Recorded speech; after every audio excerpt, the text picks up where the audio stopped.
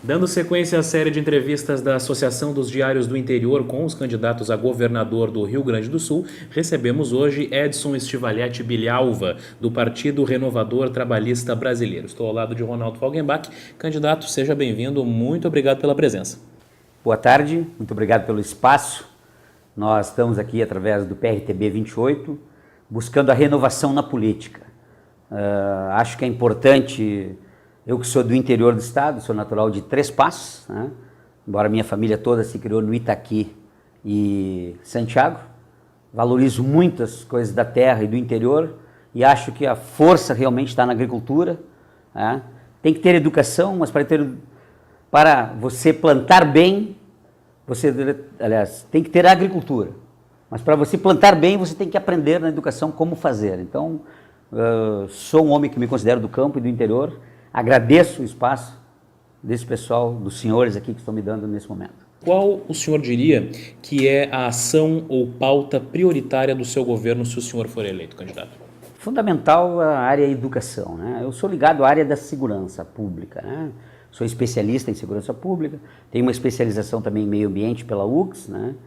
E tenho gestão de políticas públicas pela UBRA e Brigada Militar ao mesmo tempo. Era um curso em que ele foi referendado para ser um curso superior.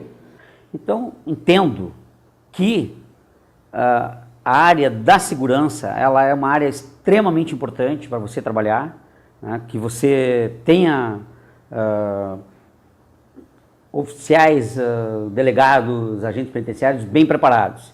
Isso você vai buscar aonde? Na educação. Então, nós vamos focar a educação primária, somos a favor de que o aluno fique nos 2 turnos na escola, né, até a 8ª série, que ele frequente a escola num turno e no outro ele permaneça fazendo atividades lúdicas e atividades desenvolvendo com outros professores, atividades físicas, para que ele permaneça na escola, tenha um novo local onde ele possa conviver, uma convivência maior com pessoas bem preparadas, né?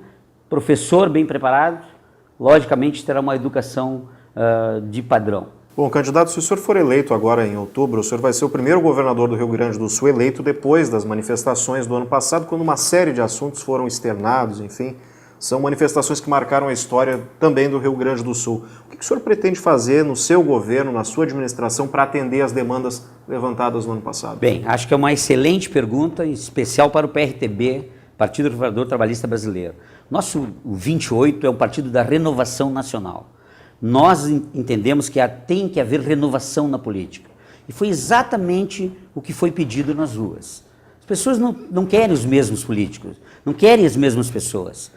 Nós precisamos mostrar os nossos programas para que as pessoas nos conheçam, saibam quem a gente é, qual o valor que nós temos. Nós vamos trabalhar com a palavra empenhada, a palavra de gaúcho, gente de valor, e vamos tentar traduzir o que veio das ruas, aqueles anseios que vieram das ruas, para que a gente possa produzir alguma coisa prática, né? Não ficar só na teoria. Digo de antemão, nós somos completamente favoráveis às manifestações, mas de cara limpa.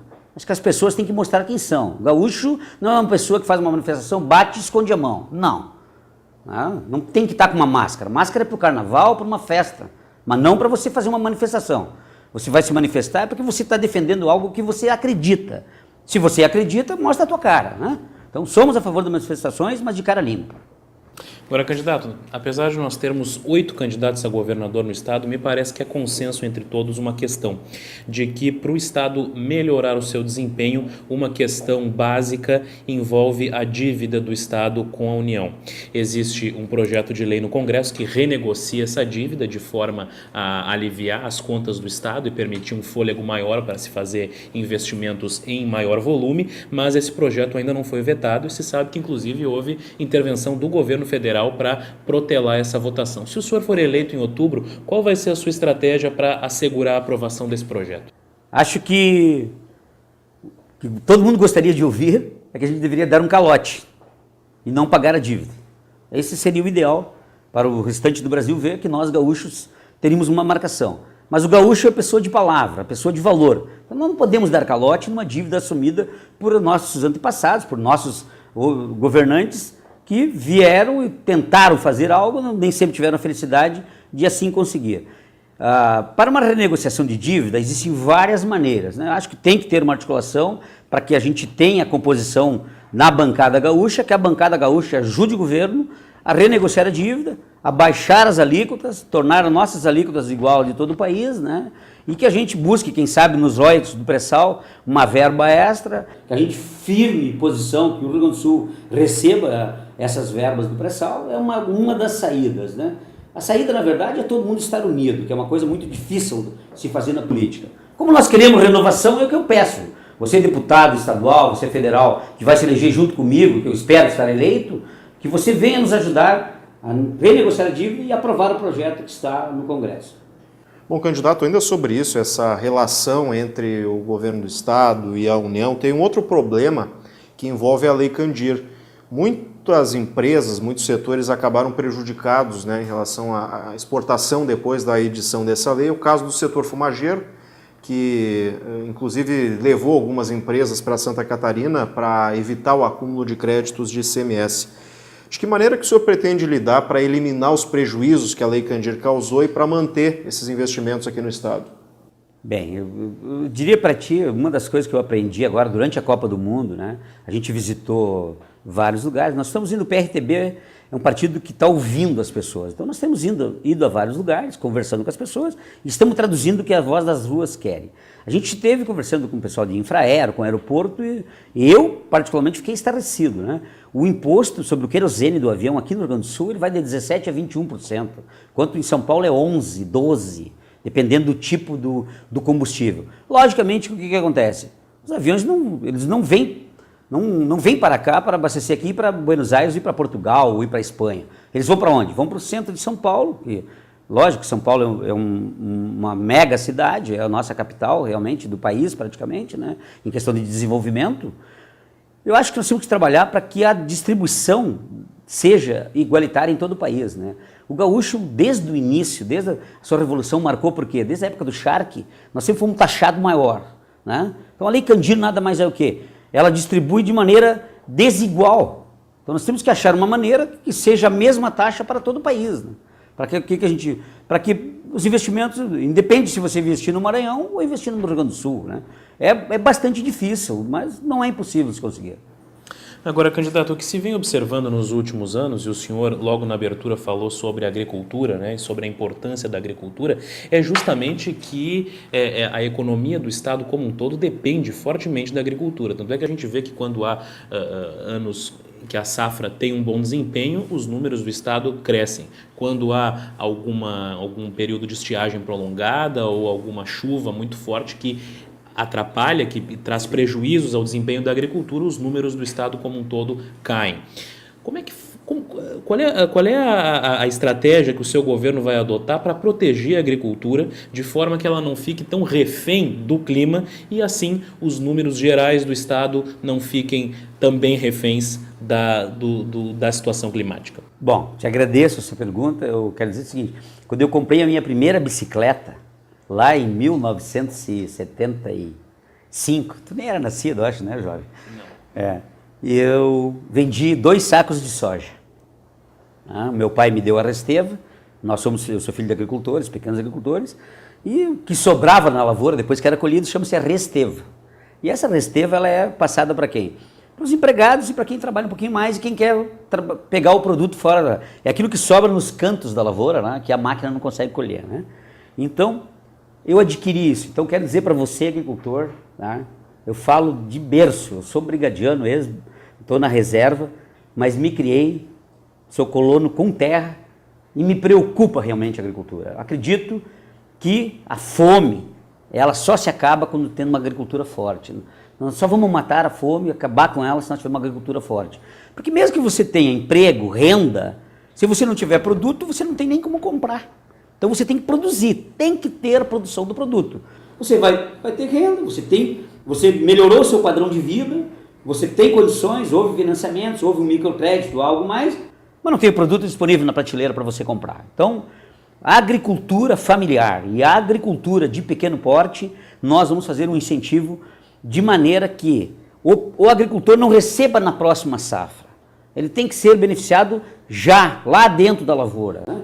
Então, existe o Banco do Brasil, o Banrisul, o Banco dos Gaúchos hoje é o Banrisul está com linhas de créditos, nós vamos aumentar essas linhas de créditos e fazer com que ele chegue até o produtor, porque não adianta dizer lá para o gerente do banco que ele tem que dar linha de crédito e quando ela vai indo lá para a ponta, ela vai se esvaindo e se ele não tiver um bom contato, ele não vai conseguir. Então, acho que nós temos que despartidarizar também a agricultura. Não tem que ser, ou é PT ou não é PT, ou tu é do governo ou tu não é governo. Tem que ser de Estado. Então tem que chegar lá na ponta, né? Você gerente que está me ouvindo, hein? Né? Que sinta o anseio do agricultor. Chega lá na ponta, se não for amigo do gerente não vai ter, por favor, né? Entendeu? Eu acho que é isso, vamos ter que trabalhar para quê? Para encurtar essas distâncias e fazer com que chegue rapidamente o auxílio ao pequeno agricultor. Bom, candidato, para permanecer nessa área que o senhor falava, a questão relacionada ao campo ainda. A gente hoje vive um quadro onde o jovem, cada vez mais, ele é atraído pela cidade. E o campo está se tornando um campo velho, né, de pessoas de mais idade, enfim, o que gera uma preocupação da continuidade, né, do trabalho no campo. O que o senhor pretende fazer para resolver isso, para manter o jovem no campo? Bem, isso é um desafio muito grande, né? As cidades grandes, elas hoje criaram chamados vários points, né, para que a pessoa tenha maior divertimento, né? Ela consiga ir para a cidade, se atualizar, ter uma internet, né? Eu acho que nós temos que achar uma maneira de você levar essas atividades para as cidades pequenas, né? Eu cito a minha cidade, Três Passos, eu morava em Bom Progresso, que hoje é município, na Colônia Brasil, né? E a gente, para ir no cinema, tu tinha que andar 14 quilômetros, só tinha um cinema, era o Cine Globo, na Avenida Presidente Vargas, né, em Três Passos. Nós tínhamos que sair de lá para ir. O que faziam na época? Levavam aquelas telas de projeção para ver. Não? Eu acho que um dos caminhos é esse, você conseguir com que você forme a pessoa nas escolas técnicas, nas escolas agrícolas, nas escolas onde há especialização. Hoje tem muitos cursos de tecnólogos, né, que são cursos superiores, reconhecidos. Inclusive os conselhos de administração hoje estão fornecendo a carteira do Conselho Nacional, Conselho de Administração, né, o CRA, desculpa, né, Conselho Regional de Administração, fornece para quem é tecnólogo, são administradores de empresa.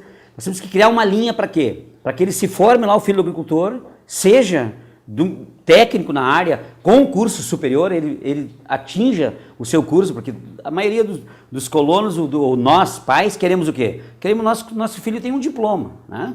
Então, ele tem o seu diploma, mas ele permaneça na região e ele faça um investimento de empresa na região.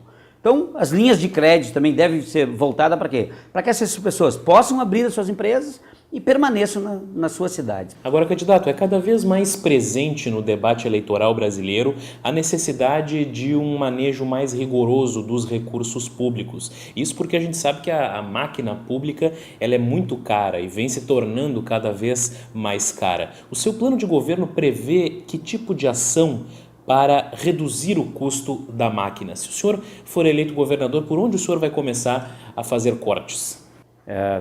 Qualquer governante tem que se preocupar com isso, realmente. Hoje as licitações, elas prevêem somente o menor preço, né? Mas vamos ter que achar uma fórmula de que não seja só o menor preço, porque no menor preço você vai ter carência do produto não ser o melhor. E nem sempre tu vai resolver o problema de quem está lá na ponta.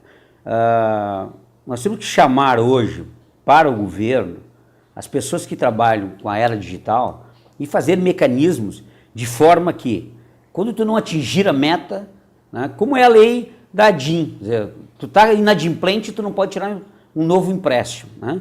Então, nós pretendemos criar mecanismo de forma que, se você está devendo, você não prestou conta da tua verba anterior, você não recebe outra verba. Você é um funcionário público, detentor de verba, e você assina cheques, e você coloca a verba à disposição, você só vai ter uma nova verba se você tiver prestado conta daquela verba anterior. Então isso tem que ser, pessoal da área digital, da área de informática, né, ajudar o governo para quê? Para criar mecanismos, não só ser um portal de transparência, porque o portal de transparência ele só te mostra lá, a página sai do ar, você não consegue ver. Mas o governo tem que fazer um mecanismo de controle, nós vamos fazer isso. De que forma? Você vai entrar no sistema, obrigatoriamente, né, tu terá que ter os passos a seguir, e se você não comprovar o que você fez anteriormente, não será liberado. Claro que isso também é um entrave, mas isso é uma burocracia. Mas infelizmente na área pública tem que ter um pouco de burocracia, mesmo não tendo, nós já temos essa corrupção deslavada, que é uma pouca vergonha, né? Criar um mecanismo de ferramental na era digital, acho que é importante, existe já hoje, existe em várias maneiras, né, de a gente controlar. Acho que nós devemos investir muito na área de controle através de câmeras, através de visualização dos funcionários, desde que não fira a lei da individualidade do seu ir e vir. Tivemos exemplo da Copa do Mundo. Aí. Os senhores têm noção de por que nós tivemos menos problema na área de segurança hoje? Vou trocar o assunto, mas ele se reporta a mesma resposta. Porque nós tínhamos 5, 6 veículos na cidade aqui, que os senhores passavam por ele, tinha 4, 5 câmeras no veículo, aqueles micro-ônibus que os senhores passaram aí, ele fazia uma leitura interna de tudo que tem dentro do seu veículo, do seu carro, entendeu? Ele fazia um scanner no seu carro, tudo que tem calor ali dentro do seu carro aparecia na hora. Acho que essa é uma ferramenta que ela deve vir não só para a segurança, né? Para a segurança virá, tenho certeza, né? Nós vamos ter segurança padrão Polícia Gaúcha, não é padrão FIFA é para o mundo. A Polícia Gaúcha é boa, por quê? Porque a mão de obra é gaúcha. Nós vamos ter que trazer essa tecnologia. E entendo que essa tecnologia ela pode ser usada para o controle das verbas públicas, né? Adaptar esses sistemas, logicamente, para quê? Para que tu possa colocar, através do controle das verbas, controle do desperdício, e saber nomear funcionários que sejam ficha limpa. Ainda na área de finanças, candidato, hoje nós temos preocupação de todos os candidatos de reduzir o custo da máquina pública, enfim, e de outro lado tem os programas sociais. Nós temos no Rio Grande do Sul a RS Mais Igual. Como é que o senhor pretende lidar com esses programas de transferência de renda, né, para populações mais carentes? O senhor pretende ampliar, modificar, alterar? Bem, eu sou a favor do trabalhador, a pessoa que trabalha, né? Transferir renda para quem não trabalha é uma coisa complicada. Pode até dizer, olha, tem que fazer uma política que agrade a todos, né? Você faz uma política que a pessoa receba lá e goste do que está fazendo. Eu sou favorável a incentivar as pessoas a trabalhar, né? Por exemplo, no sistema prisional, eu sou totalmente favorável a prisões agrícolas. O cara pode ganhar lá sua verba, seu auxílio, seu salário de preso, mas ele tem que retribuir. Nós temos vários programas, várias empresas que oferecem isso, né? Tu vai lá, ganha cada 4 dias ou 3 dias trabalhado, você ganha um dia menos de pena e ainda trabalha. Por exemplo, tem empresas aqui na área do esporte que os presos costuram as bolas de futebol. Então é uma forma de quê? De fazer com que a pessoa trabalhe e receba também. Não sou favorável a que as pessoas recebam simplesmente bolsas auxílio, não tendo que produzir. E sou favorável totalmente às pessoas, uma reinserção ao mercado, né, das pessoas pelo trabalho delas. Elas têm que se reinserir pelo trabalho. Acho que nós temos que criar maneira de criar empregos, fazer com que as pessoas tenham oportunidades, né, inclusive os presidiários, de voltar ao mercado, né, de eles serem recebidos pelas empresas, mas através do trabalho. Candidato, o senhor defendeu o uso da tecnologia para tornar a máquina pública mais enxuta. Agora, como tornar a máquina pública mais eficiente? Porque hoje o serviço público ele é muito lento, muito burocrático, a gente acompanha obras, demoram meses, às vezes anos para começar, mas muito tempo para terminar. Como tornar a atuação pública, a atuação do governo mais eficiente? Bom, isso deve-se os órgãos estarem muito afastados uns dos outros, né? Porque quando você aproxima as pessoas, você resolve, né? Pode ver nas manifestações. Por que o governo começou a tomar atitudes e por que nós estamos conversando isso? Porque as pessoas foram para a rua, se uniram, tiveram um objetivo comum e buscaram uma saída. E disseram, nós queremos essa saída aqui, nós queremos a renovação. Na máquina pública e nos órgãos deve ser da mesma forma. Como é que se resolveram todos os problemas agora que precisava liberar o estádio, libera o Beira-Rio, os bombeiros correram lá e tiveram que fazer, por quê? Porque houve uma integração dos órgãos. Todas as pessoas viram que para o bem do Estado tinha que agilizar, cada um foi aparando as arestas e não houve a burocracia do papel para cá, papel para lá, né? As pessoas se encontraram, como nós estamos encontrando na mesa aqui, e foram encurtando as distâncias. E aí cada um entendendo a parte do outro, respeitando a individualidade do outro, encurtaram as distâncias. Acho que o caminho é esse. Nós temos que achar uma fórmula de diminuir essas distâncias, né? A burocracia no papel ela é complicada, porque no momento que você assina um documento, você tem que honrar. E você responde por aquilo que você assinou. Então, se você assinar um papel com 3, 4 ou 5, a possibilidade de erro ela é menor, né? E aí, no momento que eu estiver reunido contigo, tu me diz qual a parte do teu setor que eu tenho que agilizar e as coisas andam mais rápido. Mas, na verdade, isso, para as pequenas demandas, ela é muito... Ela é um complicador para o Estado, porque tu criaria mais um mecanismo de burocracia, né? Mas creio que a aproximação dos órgãos é uma das soluções. Candidato Bilhau, vamos mudar um pouquinho de assunto, falar agora de investimento. O que o senhor pretende fazer, enfim, o que compõe o seu plano de governo na área de atração de investimentos para o Rio Grande do Sul?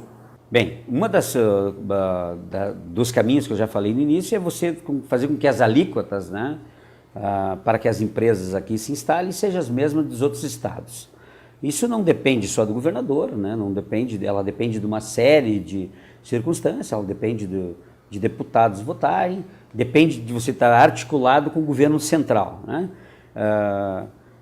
Os maiores investimentos e as maiores empresas foram embora do Rio Grande do Sul, né? Nós temos notícias aqui no Vale do Sino, a empresa do Coreiro Calçadista, várias empresas foram para o Nordeste porque, em função dos incentivos e da mão de obra barata, né? Setor dos senhores, lá, o fumo, na mesma proporção. Acho que nós temos que achar uma fórmula de fazer com que os investimentos sejam da mesma maneira que é nos outros estados. Nós temos que achar um denominador comum para que o Rio Grande do Sul volte a investir, né, tendo as mesmas alíquotas dos outros estados. O governo, para buscar o investimento, ele tem que ser sensível, né, e vai ter que ceder, né, vai ter que ceder áreas do próprio governo. Tem que para incentivar uma empresa, ela tem que ter, no mínimo, criar para ela infraestrutura, né? As empresas novas, para começarem, você tem que dar um auxílio. Acho que o governante tem que ser sensível nesse sentido, né? As empresas que sejam de boa fé, você tem que dar o primeiro passo. O governo tem a obrigação de dar o primeiro passo para ela poder se instalar, para ela poder ter condições de se expandir. Quem tem que fazer a primeira parte é o governo. Então, nós vamos fazer a primeira parte dando condições de infraestrutura, né, e colocando, no mínimo, um polo industrial junto com os municípios. Logicamente que o governo não vai poder fazer, isso é feito dentro do município, mas fazer com que os prefeitos se aproximem do governo e o município, lá, o prefeito, né, crie condições para que a empresa venha se instalar. Parcerias público-privadas, candidato. Muitos defendem esse sistema como uma alternativa para justamente viabilizar investimentos e tornar o serviço público mais eficiente, como nós estávamos falando há pouco. O que o senhor pensa sobre isso e em que áreas o senhor acha que as famosas PPPs podem ser ampliadas? Bem, a PPP é um produto novo, né? Tudo que é produto novo ele tem que ter tempo para sedimentar. Eu sou completamente favorável às PPP. Inclusive, acho que os presídios, né, os cárceres, eles podem ser 100% privados. Existem vários lugares que você tem condições, né, fazer uma colônia penal agrícola e a própria colônia penal ela sobrevive. Você dá um incentivo, a pessoa diminui a pena e a pessoa ainda está produzindo, relacionado também à produção. Uma das maneiras que a gente tem, né, de alavancar isso, né, é trazer o investidor para perto do governo e, normalmente, para te trazer, ele tem que ter passado por um problema parecido, porque quem vai para essas áreas, ele tem que ou ser um investidor que ele tenha muito, né, e o que ele quer investir numa área nova, né, que ele não conheça tanto, ou então que ele tenha vivido um problema e desse problema ele transforma o seu problema numa solução, né? O mais fácil é você buscar as pessoas que tenham já proximidade com as situações. Então, acho que o governo deve fazer isso, buscar parceiros para que tenham relação com cada uma das áreas que tenha, que necessite, que ele se identifique. Candidato, não é de hoje que a relação entre Estado e magistério enfrenta problemas, né? Mas o ingrediente novo nesses últimos anos é a questão do piso nacional da categoria, que o Estado até hoje não conseguiu cumprir efetivamente, porque questiona, por exemplo, o indexador, né, para reajustar. O Estado diz que não é fácil de cumprir, enfim, não tem como pagar o piso com esse indexador, até tentou um debate para alterar isso. Como é que o senhor pretende agir com o magistério, principalmente vai ser possível no seu governo pagar o piso para o professor gaúcho? Vou aproveitar a tua pergunta, quero fazer uma homenagem para a minha primeira professora, né, a professora Ana Saviano, irmã da Helena Saviano, na qual eu ia para a escola no início e tomava até café na casa delas, né, elas moravam perto da escola. E quero dizer que os professores são as pessoas mais importantes, né, porque em qualquer área o professor é a pessoa que chega à frente, ela que te recebe. Tanto que pode saber que não esqueci da minha primeira professora, né? Foi a pessoa que me ensinou. Quero dizer para os professores que acho que os professores nós temos que ter um cuidado, né? Como as outras áreas, nós temos que despartidarizar a educação. A educação não tem que ser do governo, a educação é do Estado. E nós temos obrigação de pagar o piso nacional. Temos que, mesmo que ele seja demorado, longo, o governo tem que achar uma forma de pagar. Tudo aquilo que foi assinado, que foi prometido, tem que ser honrado. Então, o governante que vier para administrar um governo e não honrar aquilo que o seu antecessor fez, ele não está preparado e o gaúcho não gosta disso. Então, quero dizer claramente aos professores, nós temos que achar uma solução conjunta, com um tempo, quem sabe, um pouco maior, mas temos que pagar o piso. O professor, a educação, ela é a base de tudo. O professor é que ensina você a caminhar na rua, ele ensina você a comprar o pão mais barato, ele te ensina você a comparar preço, ele te mostra qual é o caminho, ele mostra o caminho do bem e do mal. Segue o mal quem quer, o professor ensina só o bem. Então, pode ficar tranquilo, você professor, nós temos que estar juntos, precisamos fazer uma agenda conjunta e com certeza nós do PRTB, é um partido da renovação trabalhista brasileiro, nós queremos a renovação e queremos que vocês professores venham nos ajudar a criar essa solução para o Rio Grande do Sul. E nós, com certeza, vamos ajudar a achar essa solução. Se depender da caneta do governador, se depender de mim, eu, Écio Stivaleti, governador, os senhores terão o piso. Bom, candidato, uma outra questão que interessa diretamente o funcionalismo e que precisa de uma solução é a situação do IP, porque em várias regiões do estado o IP tem enfrentado dificuldades para conseguir manter os médicos e aí temos aí cidades com diversas especialidades desassistidas. O que o senhor pretende fazer em relação ao IP para mudar essa situação? O IP é um órgão, né, que hoje está com a administração técnica e profissional. Passou por umas fases, né, que o governo subsidiava praticamente todo o IP, então, diria assim, quase que dormiu em berço esplêndido, em outras épocas. Hoje não, hoje está com uma administração bem focada para uma área diretiva, técnica, né, o caminho do IP hoje já está a passos largos, né, o conselho do IP hoje ele é diversificado, os conselheiros lá são divididos em vários grupos, tem de várias entidades, né? Tem da FESERGS, tem funcionário público do Estado, tem policiais civis, tem brigadianos lá, alguns que militam dentro da área mais técnica. Hoje, o Conselho de Administração, Conselho Executivo do IP, está quase que profissionalizado. Acho que esse é um dos caminhos. Acho que devem valorizar mais o Conselho e as decisões passar por decisões técnicas lá dentro. Fazer com que as próprias pessoas, né, que descontem IP, a pessoa que faz parte do corpo diretivo é que sejam os dirigentes. Pessoalmente, né, acho que deve ser um órgão que a escolha do seu presidente deve ser feito dentro do próprio órgão, com uma lista tríplice ou sextupla, das próprias pessoas que têm IP votarem as suas demandas e também votar o seu dirigente. Porque colocando um dirigente da sua própria instituição, ele conhece mais os problemas, não vai afetar partidariamente, né? Logicamente quem vai escolher é o governador, mas ele vai estar focado e vai estar bem ligado, porque ele é do quadro e conhece os seus problemas. Candidato, vamos falar agora de estradas. Na década de 90, o Rio Grande do Sul cedeu boa parte das estradas para iniciativa privada, os contratos começaram a terminar no ano passado. Foi criada a EGR, Empresa Gaúcha de Rodovias, que assumiu boa parte dos trechos que eram estaduais, né? Os federais foram devolvidos para a União. Mas há ainda alguns questionamentos em relação ao trabalho da EGR, embora o pedágio tenha diminuído, mas há questionamentos sobre atendimento, sobre a qualidade do asfalto que a empresa tem colocado. O que o senhor pretende fazer em relação às estradas, mas especificamente em relação à EGR? Fica o seu governo? Permanece a EGR se o senhor for eleito?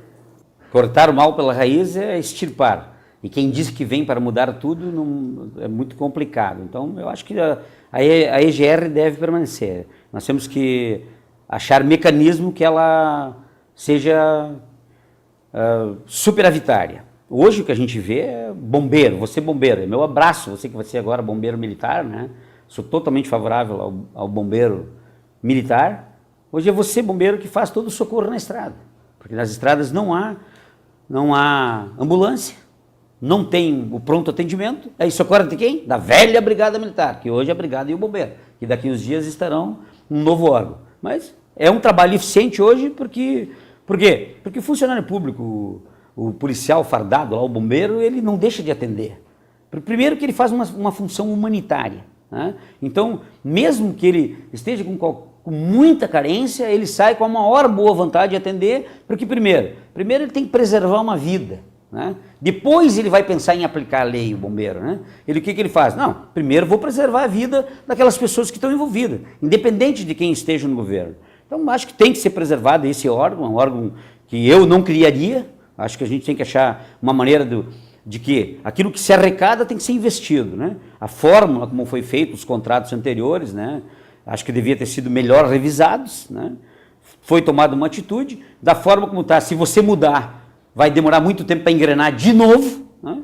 Mas acho que não deve ser um cabide de emprego. Acho que a EGR, daqui uns dias, tem que ser só concurso, e também, como a gente falou anteriormente do IP, que o diretor, que seja a pessoa do quadro, porque são pessoas que daí vão ter condições de saber daquilo que está acontecendo. Hoje, as estradas, o que na verdade acontece? Quando você não quer resolver, você passa para o governo federal. Aí você quer ver, veio uma boa verba, volta para o governo estadual. Então, só quando tem verba que o governante quer assumir. Acho que tem que ter um pouco de compromisso, um pouco de seriedade, né? De mesmo quando não está bem, você manter e fazer acontecer. Acho que o órgão que está aí, ele é um órgão que tem condições de ser mantido, mas acho que tem que fazer com que o valor que ele arrecada volte para ali, para o investimento no setor local, que ele seja localizado. É do município onde tem as cancelas, lá que tem que ser investido. Candidato, vamos falar de saúde. Saúde é a principal dor de cabeça dos municípios, porque compromete uma parcela muito expressiva dos orçamentos das prefeituras. As prefeituras têm a obrigação constitucional de aplicar 15% de sua receita em saúde, mas na prática aplicam muito mais. Nós temos o exemplo, por exemplo, de Santa Cruz do Sul, que aplica mais de 25% de sua receita em saúde. E uma das razões pelas quais isso acontece é que o financiamento por parte do Estado e da União para a saúde é muito pequeno, inclusive aquém do que deveria. O Estado deveria aplicar 12% de sua receita pela Constituição e historicamente não aplica. No seu governo, será possível aplicar 12% para aliviar as contas dos municípios? Bom, o nosso programa de governo, o programa do PRTB nacional, nós pregamos imposto zero para remédio. Porque remédio você não compra porque vou comprar o remédio. Não, você compra porque você precisa de remédio. Então, não vai na farmácia comprar simplesmente para usar. Você necessita, então. Nós somos favoráveis ao imposto zero. Se nós conseguirmos imposto zero, o investimento que seria maior para essa área, nós podemos carregar para outra. E a outra, né, fundamental, nós temos que achar uma forma de gestão que as pessoas que trabalham no governo, elas têm que sentir a necessidade da população. Ou seja, eu como governador vou me tratar no SUS. Tenho obrigação de ir no mesmo hospital que o cidadão eleitor vá. E você que vai vir trabalhar comigo, saiba disso. Você que quer ser meu assessor, o que vai vir me ajudar e trabalhar, é isso. Nós temos que ir para a fila do SUS, nós temos que ir para a fila só para poder vivenciar. Porque aí tu vivencia o teu amigo, o teu irmão ali com um problema, e aí você junto, você soluciona e busca a saída. Acho que deve ter um comprometimento das pessoas que são dirigentes em se voltar para as pessoas de menor poder aquisitivo e as pessoas que necessitam. É inadmissível, né, em questão de uma cirurgia, você passar 6 meses aguardando uma cirurgia e quando você, algumas vezes, né, não raras vezes, você chama a pessoa e a pessoa já faleceu, né? Isso é uma coisa que nós, gaúchos, devemos procurar resolver, digamos assim, para ontem. Né? Eu acho que quem trabalha, né, no governo, ele deve sentir na pele a mesma coisa que o cidadão lá na rua sente, né, para ele poder resolver. Porque se ele estiver na fila do SUS, obrigatoriamente ele vai ter que achar uma solução. Ainda sobre saúde, candidato, hoje a gente sabe que os hospitais do Rio Grande do Sul vivem sobrecarregados, principalmente no inverno, mas no verão também esses casos têm se repetido. E há falta de leitos especializados também, para atendimento especializado. Como é que o senhor pretende resolver essas carências que os hospitais gaúchos enfrentam hoje? Bom, essa é uma demanda que é bastante antiga, né? Eu cito a cidade da qual eu sou oriundo, Alvorada. Nós estamos há mais de 10 anos tentando colocar um hospital. O hospital lá pertence ao Cardiologia de Porto Alegre. Durante as campanhas agora, toda a região metropolitana disseram que o hospital ia para lá, usaram bastante, né, para adquirir e angariar votos, e acabou o hospital não indo para a nossa cidade, para Alvorada, né. As comunidades, acho que é que devem se organizar e cobrar dos seus dirigentes e cobrar dos seus políticos e fazer com que toda a cidade, principalmente da grande Porto Alegre, tenha o seu hospital. Porque hoje nós sofremos muito com a ambulancioterapia. Ou seja, as cidades do interior todas vêm para a capital em função que aqui está, na capital, né, os grandes médicos, o maior número de médicos, as especializações, né. Então nós temos que criar, na verdade, centros regionais, né? Nós temos que achar uma forma de colocar o hospital regional e lá colocar as especializações. Não vamos colocar em toda a cidade, não adianta querer prometer que não tem como colocar. Mas há condições de dirigir, digamos, 10 ou 12 polos no Rio Grande do Sul e criar hospitais regionais, né?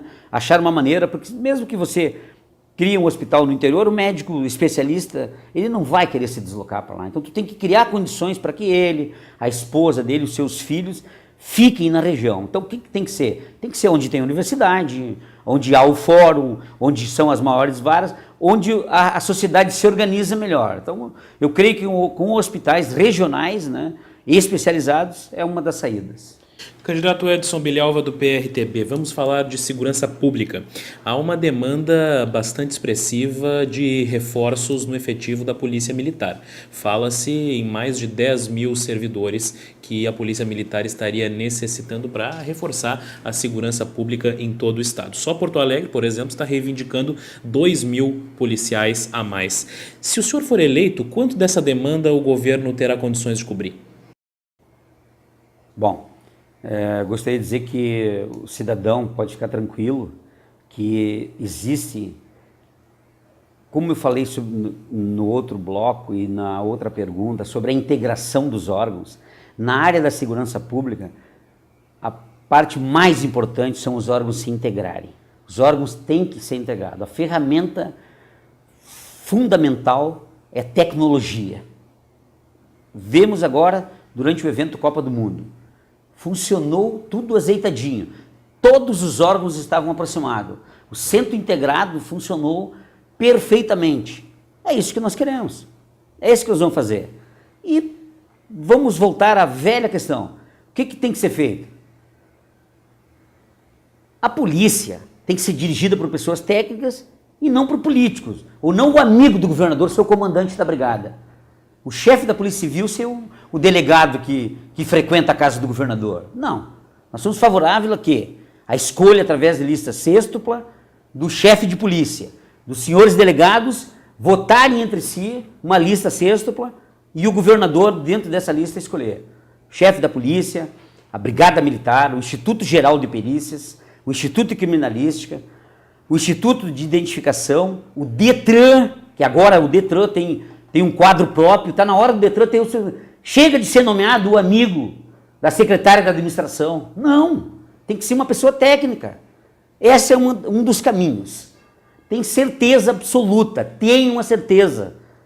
Meus amigos gaúchos e gaúchas, a segurança pública, ela está caindo de maduro que nós temos a solução. A solução foi vista agora. Foi resolvido porque todos os órgãos se integraram. Temos como construir um maior número de policiais. Nós estamos defasados desde 1990. Né? A população cresceu e o número de policiais não foi na mesma ordem. Se tem segurança, as outras áreas também elas progridem. Por quê? Porque se a pessoa produziu algo e foi lá um ladrão e tirou daquela produção, ele vai ter que voltar a produzir mais. Se a segurança não deixar isso acontecer, ele não vai precisar trabalhar tanto, não vai consumir tanta energia e vai ter condições de subsistir com menos trabalho, com o mesmo esforço, mas com tranquilidade de saber que uma vida não vai ser ceifada.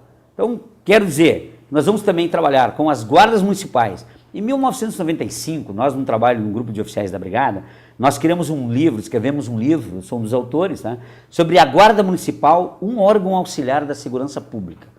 Hoje, nós queremos reativar isso. As guardas municipais, elas devem ser o primeiro elo na área da segurança.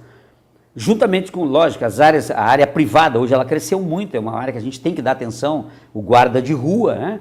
Mas as guardas municipais, nas escolas, nas creches, nos órgãos públicos, ela tira 30% da demanda da polícia militar ou da polícia civil. Você não precisa ligar se o guarda lá resolver na sua escola. Então, a guarda municipal nós queremos valorizar.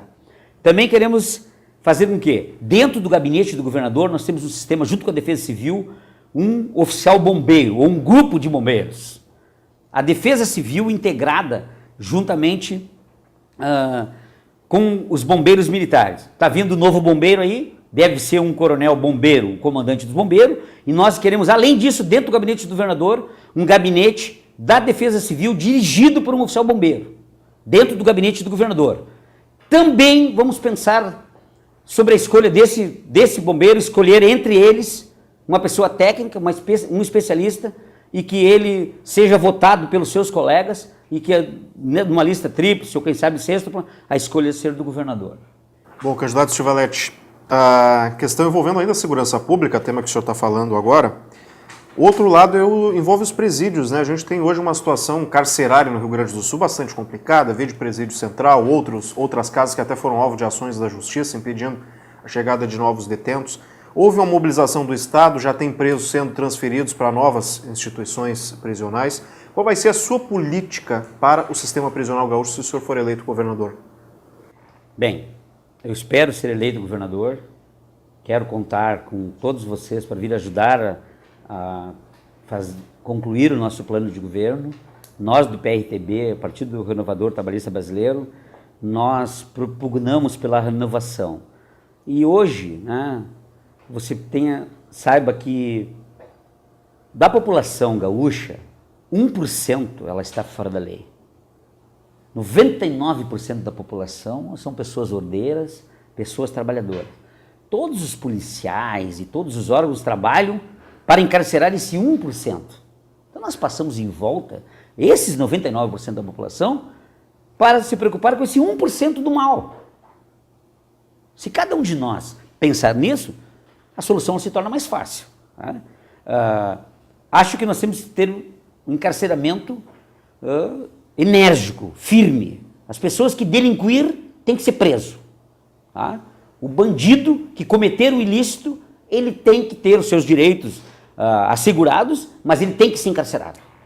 Inicialmente ele cometeu o delito, imediatamente ele tem que ser encarcerado. Depois ele vai ter que provar a sua defesa. Logicamente aquela pessoa que o deteve e que o conduziu vai produzir as provas e vai auxiliar o judiciário, auxiliar a polícia judiciária para que ela mantenha essas provas para poder mantê-lo encarcerado. Mas a nossa obrigação como governo é tirar da rua quem não presta.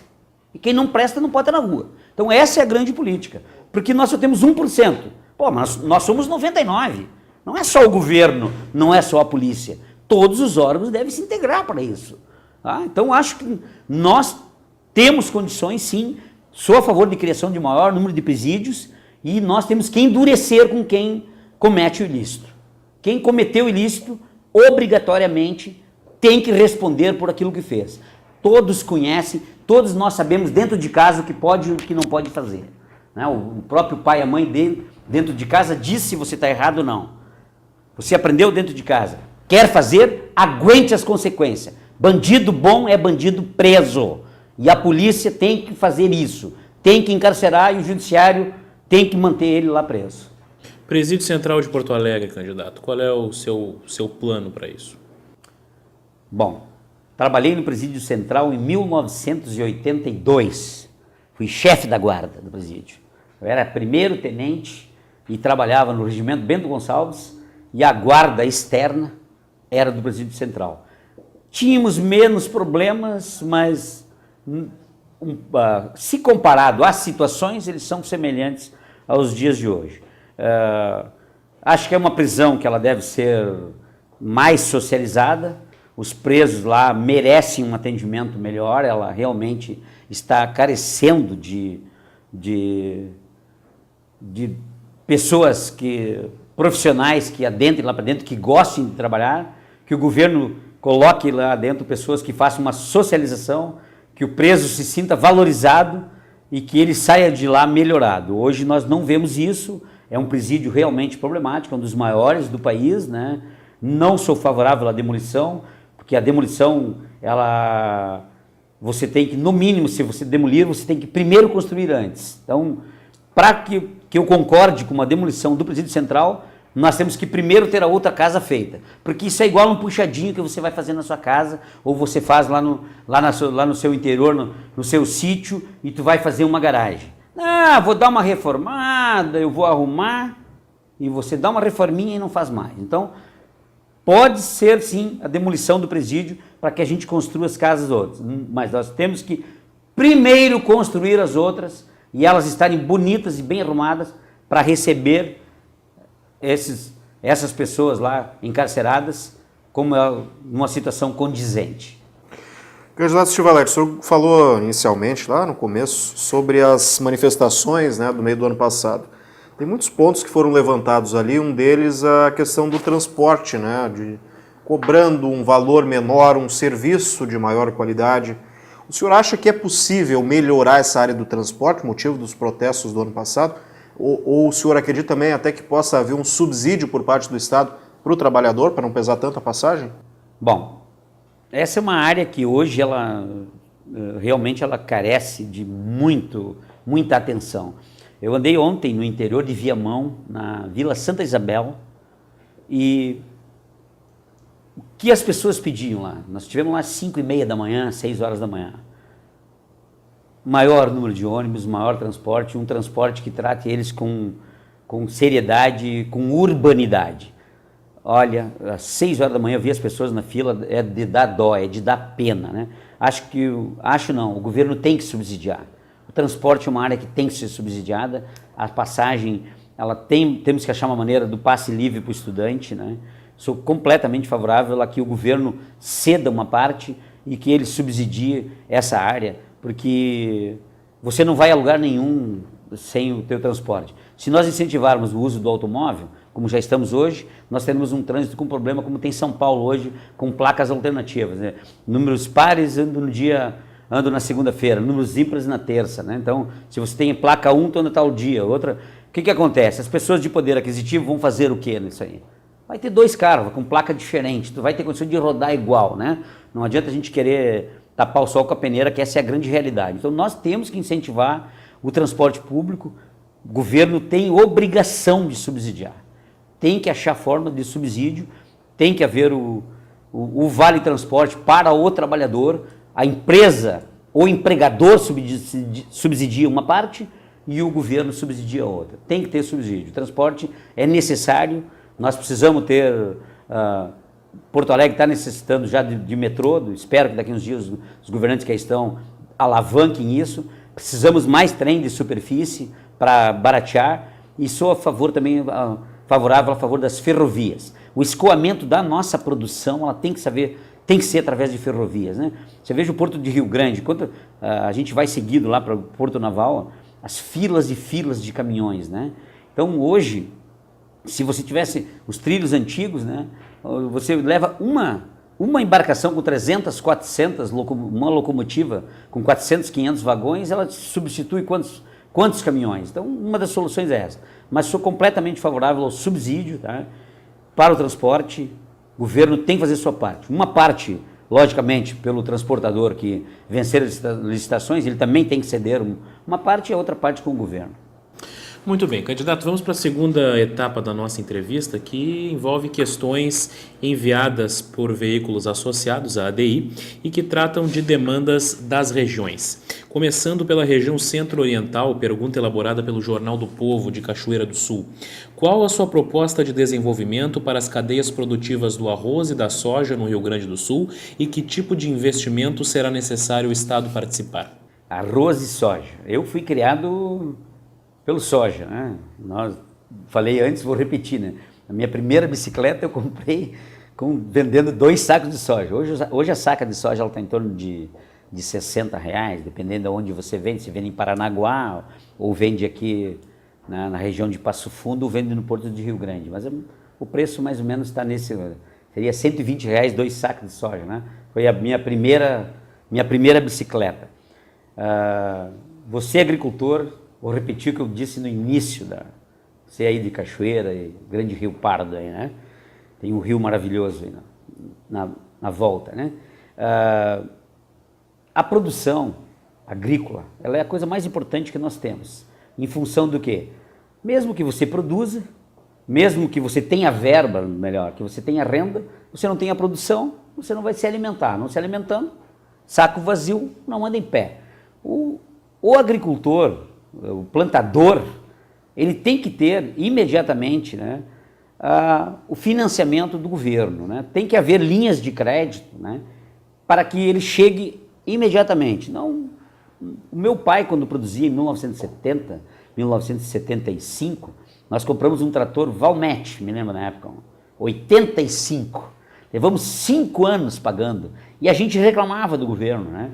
E era 0,8% o juro, né? Então, acho que o governo tem que fazer isso, ele tem que baixar as taxas de juros, achar uma maneira do subsídio para o agricultor, aquele que produz, né? Ter o cuidado, logicamente, né, de trabalhar lá com os sindicatos rurais, né? As pessoas trabalhar com cada região, fazer com que essa verba chegue lá na ponta da linha, mas que ele tenha o subsídio para a plantação e que os financiamentos sejam facilitados. Bom, candidato, tem uma outra pergunta do Jornal do Povo de Cachoeira do Sul envolvendo a importância da navegação fluvial no seu projeto de governo e qual vai ser o seu compromisso em relação à dragagem do Rio Jacuí e o aparelhamento do Porto de Cachoeira. Bem, a área fluvial é uma área que ela nos encanta. O rio sempre, né, é necessário nas cidades terem um escoamento. As cidades vivem da água, né? E em volta do rio o trabalhador se sente bem. Então a gente observa aqui no Rio Jacuí, na proximidade de Porto Alegre, Estrela, Lajeado, né? As pessoas, aquelas chatas deslocando, e vê a felicidade do trabalhador quando ele trabalha próximo do seu local. Então temos que incentivar os ribeirinhos, incentivar as pessoas da região a que eles trabalhem nos seus locais, né? E que eles não desassoreiem o rio. Eu fiz uma especialização em meio ambiente pela UCSM em 2000, e vi da preocupação do Ministério Público em quê? Em achar uma maneira de você buscar com que as pessoas que morem próximo do local, elas é que busquem as soluções e você incentive, né? Por exemplo, na Alemanha, na Europa, existe uma sinaleira que ela é só colocada no dia de neve. Quando tem neve, o cara ganha $100 por mês lá. Você mora no lado da estrada. Tem neve, ele vai lá, no meio da rua, tira, coloca lá a sinaleira e ela está funcionando. Terminou a neve, ele retira. Ele ganha só para isso, não precisa ter um funcionário. Então eu acredito que uma das soluções para a dragagem é essa. A gente invista nas pessoas locais. Nós não vamos trazer uma empresa lá de São Paulo que vem explorar aqui. Ou se trouxer a empresa de São Paulo, obrigatoriamente metade dos funcionários tem que ser local. Ele tem que ser da beira do rio, porque ele sabe onde dói nele, ele sabe que ele tem que cuidar da árvore, ele tem que cuidar do peixe que ali tá, não tem que roubar areia ali, ele tem que ceder na hora certa, tem que fazer. Então, 50% você vai com o empresário, mas 50% a mão de obra tem que ser local, obrigatoriamente. Isso já é dito pelo Ministério Público e eu acho que o governo obrigatoriamente tem que incentivar. Sendo governador, é isso que nós vamos fazer. Candidato, uma questão da região Nordeste, jornal Folha de Caxias, diz que a Serra Gaúcha tem problemas de infraestrutura que prejudicam a logística da distribuição da produção agrícola e metalmecânica. E aí ele pergunta que, se eleito governador, qual o seu compromisso em relação a 3 demandas: a duplicação da Rota do Sol entre Caxias do Sul e Lajeado Grande, a duplicação da RS 122 entre Caxias e São Vendelino e o aeroporto regional de Vila Oliva. Muito bem. Essa pergunta, falo para você, caxiense, você de Farroupilha, meus amigos da região da Serra, trabalhei 6 anos, Guaporé, Serafina Correia, Bento Gonçalves e Caxias do Sul. Conheço muito bem essas demandas da região, transitei bastante. Um dos problemas da 122, mesmo tendo aquela divisão no meio, ainda é os veículos atravessarem para o outro lado e acontecerem acidentes enormes em função da velocidade alta, mas a solução ela é conjunta. Sou favorável às duas, né?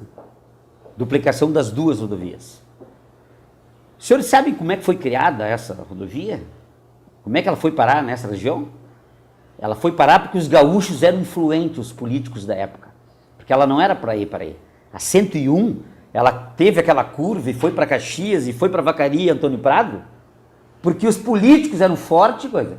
Então me faça ficar forte, me ajude a ser o governador, venha junto conosco, nós vamos ajudar a transformar.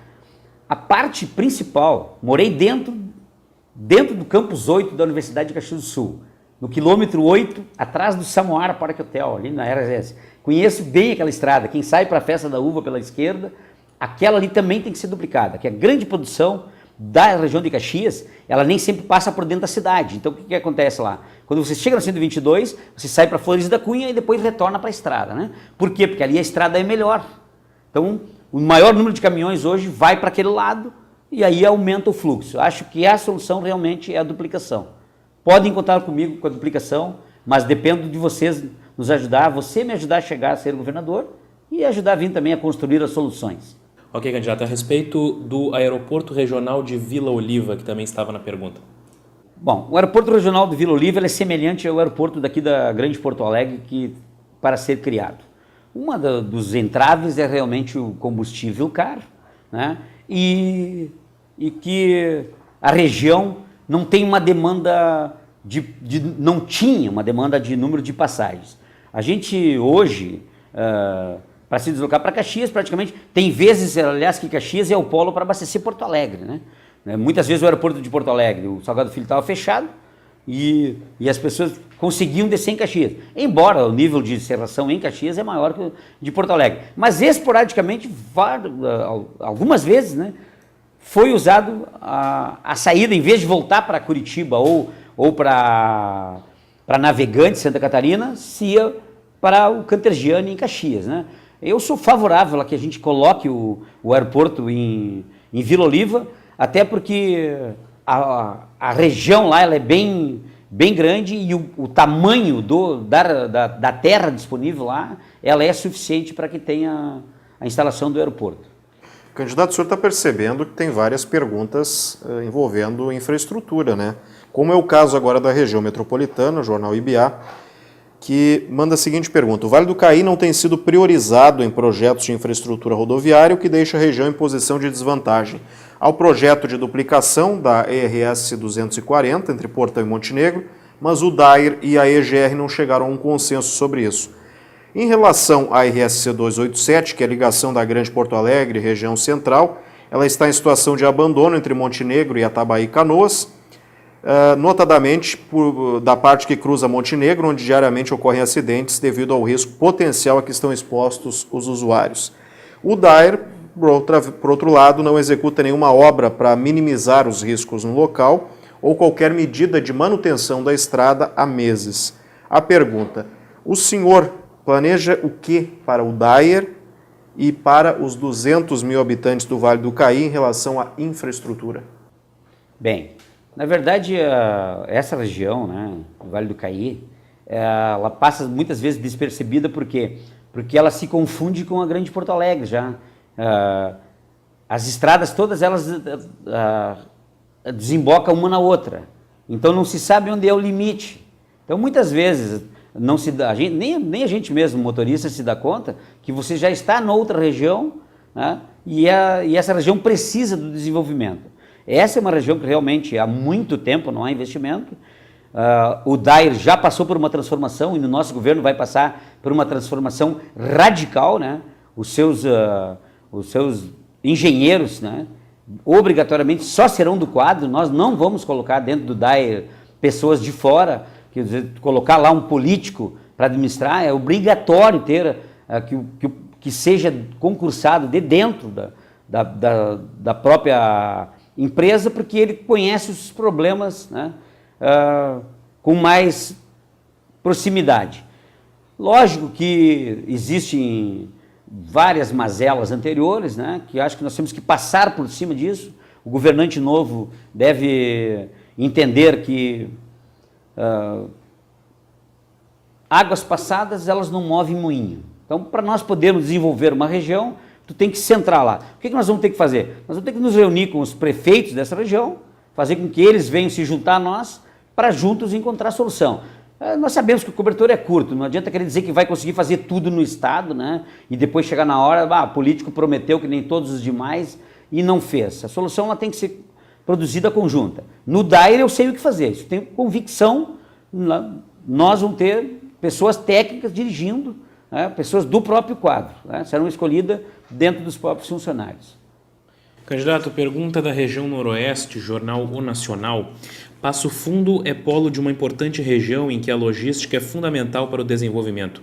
Para melhorar o sistema rodoviário, existem 2 projetos de duplicação. O da ERS 324, entre Passo Fundo e Casca, e o da ERS 135, entre Passo Fundo e Erechim, ambos parados no governo do estado. Qual a promessa ou proposta do candidato para viabilizar a duplicação destas 2 importantes rodovias? Bem, a rodovia 324, Passo Fundo, Casca, né? Eu trabalhei na região ali bastante, indo para 2 Lajeados, passando depois de Arroio do Meio, né? União da Serra. E os policiais rodoviários federais, estaduais, melhor, que ali é a brigada que faz na RS, né? Eles têm uma caixinha lá. É uma das rodovias com o maior número de acidentes. Então a estatística deles eles produzem, eles só trocam o nome da pessoa dentro ali. É uma das rodovias de maior número de volume, né? Uma rodovia muito bem construída, é um asfalto bom ali, ele se desenvolve uma velocidade maior, mas em função tem muito acidente, em especial na 324. É uma rodovia muito difícil de duplicar, porque ela é sinuosa, né? Ela tem bastante pedra, tem morro, né? Ela é uma rodovia de alto custo, né? Em função disso que ela deve estar tendo entrave, né? Eu não conheço o projeto em si, o final do projeto, conheço bem a região, acho que a gente deve escolher, né, um trecho primeiro a ser feito, investir nesse trecho e depois investir em outro trecho. Porque eles são trechos que serão trechos demorados a ser feitos, né? Em especial a 324. Né? O número de subidas e descidas que tem naquela região é muito grande. Então, prometer fazer tudo seria até ingênuo da minha parte com os senhores, né? Mas tenho um apreço muito grande pela região de Passo Fundo, tenho muitos amigos também, trabalhei já na região lá em 1994 e 95, trabalhei na região de Passo Fundo, lá na Cavalaria, e quero dizer que, como repeti na pergunta anterior, acho que a solução é conjunta de nós com os prefeitos achar uma solução, e claro que somos favoráveis à duplicação. Aliás, uma pergunta da região ainda de Passo Fundo, sobre o sistema prisional, candidato, principalmente a preocupação com o presídio regional de Passo Fundo, que está superlotado, né, exemplo de outras casas prisionais no Rio Grande do Sul, mas a preocupação lá, porque o Estado chegou a perder um recurso federal de 10 milhões, que que ele havia recebido da União para a construção do presídio estadual. As obras começaram, acabaram parando depois. O Estado teve que devolver esse recurso. O que o senhor prefere, ou qual o seu projeto, enfim, para desenvolver o sistema carcerário, principalmente na região de Passo Fundo, que está esgotado? Bom, essa é uma região que se presta para o que a gente falou antes. Aí nós temos que ter uma colônia penal agrícola. Quem sabe buscar PPP, né, a parceria público-privada, mas essa é uma região que as pessoas são oriundas. O preso ele é encarcerado aonde? Na região que ele reside, ou próximo da sua região. Ele tem as habilidades da onde? Habilidades da região. Então nós temos que direcionar. Essa região é uma região que realmente se presta para isso, né? De construir uma prisão onde ele possa trabalhar e ele se sustentar. E aí a gente fazer a reinserção do preso, né? Ele voltar ao mercado trabalhando, pelo trabalho, né? Pelo próprio esforço dele, né? Criar condições para que o preso, ele trabalhe, ele sustente a sua família e mais tarde ele consiga voltar, né? Aquelas pessoas que se ressocializarem, né? Voltar ao mercado através do trabalho que realizam. Candidato, vamos à região do Vale do Rio Pardo, região cuja base econômica reside na fumicultura. E há uma gama muito expressiva de municípios e de famílias que dependem exatamente da produção fumageira. Mas a produção fumageira vem enfrentando obstáculos aí no decorrer dos últimos anos devido a uma série de legislações e resoluções restritivas e que ameaçam a subsistência da produção fumageira no médio e longo prazo. Qual a sua posição frente a isso? O senhor acha que deve-se proteger a cadeia produtiva do tabaco ou se deve pensar em alternativas para, não exatamente para substituí-la, mas para que as famílias passem a produzir outros produtos, outras culturas em paralelo? Qual é o seu posicionamento em relação a isso? Bem, o gaúcho tem aquilo que eu repeti antes, né? Tem que honrar com a palavra. Aquilo que foi prometido para o investidor, ele quando vem para o Estado, lhe dão promessas e lhe criam condições para que ele aqui se estabeleça. Para que a gente possa mudar essa cadeia produtiva, tem que dar um tempo para esse produtor, então, né?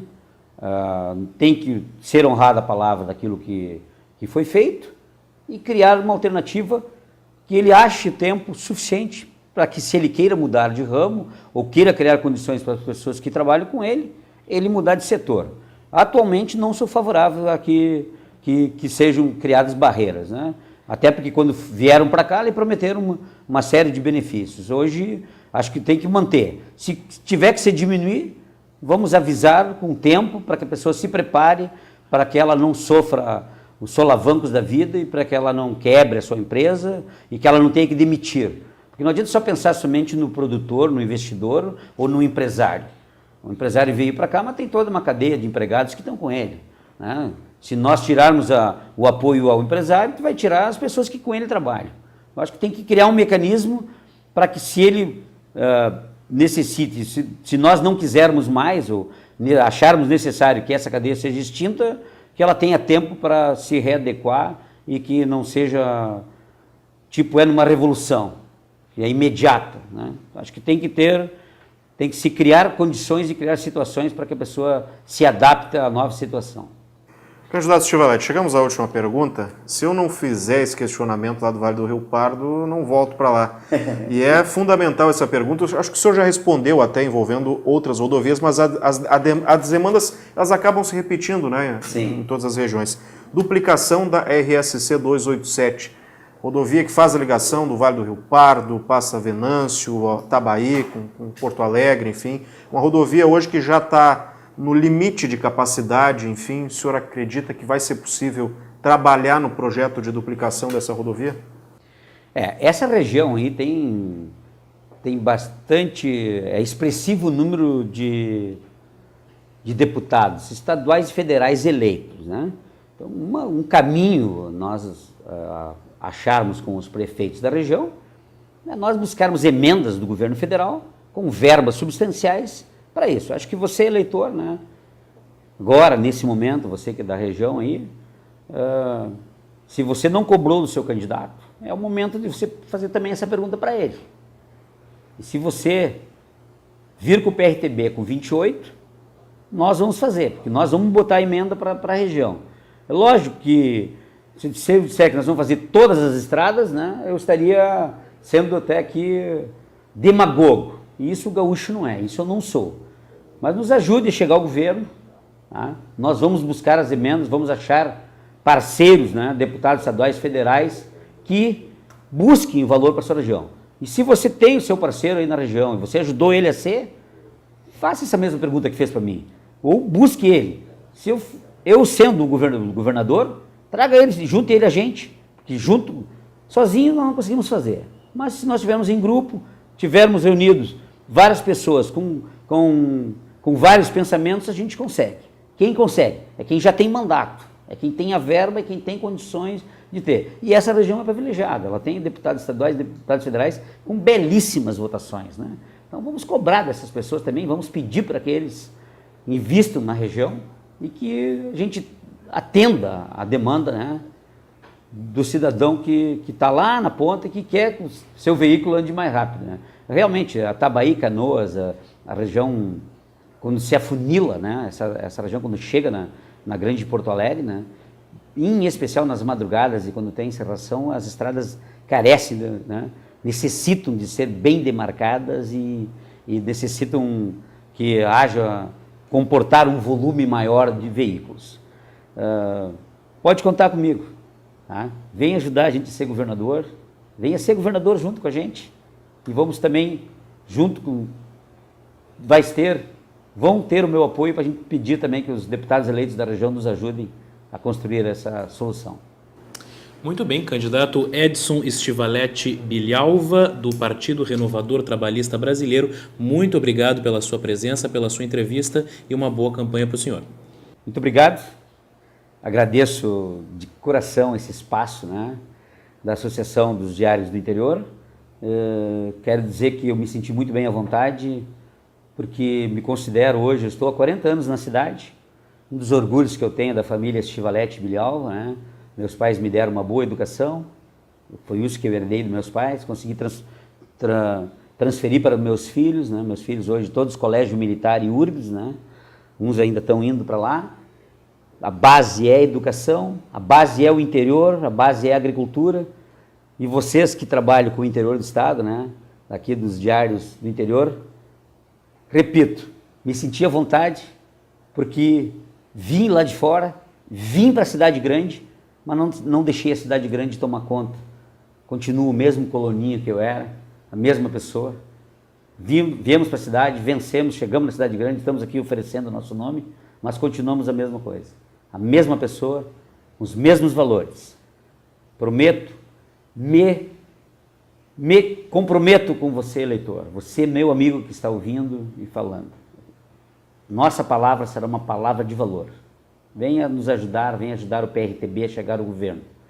28 abraços a todos vocês. Por um Rio Grande de valor, vote Stivaletti governador. Muito bem. Ronaldo Falkenbach, muito obrigado e obrigado a você pela audiência. Na sequência, voltamos com mais candidatos a governador do Rio Grande do Sul.